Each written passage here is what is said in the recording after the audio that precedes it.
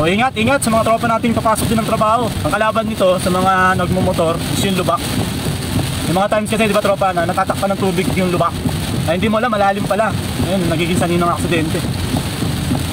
Pag mabilis yung takbo mo, tapos malalim yung dadaanan mo. Kaya ingat po sa mga motorista, mga tropa natin na nagmumotor. Ang kahalagahan talaga dyan, pag nagmumotor ka, is kabisado mo yung daan. Kabisado mo kung saan yung lubak, di ba? Advantage yun eh, kailangan tandaan mo. Diba, ito, poste na to, may lubak dito, mga ganun bagay. Tatandaan nyo mga tropa. At kasi dito sa Pilipinas, meron lang butas yung kalsada. Buong kalsada nang sisirain eh. Pwede namang takpan lang eh, ganun sa Japan, di ba? Imagine nyo sa Japan, napaka-unlad na bansa nun. Pero pag may lubak, hindi naman nila binabakbak lahat ha. Kung ano lang yung lubak, ilang yung ayusin nila, di ba?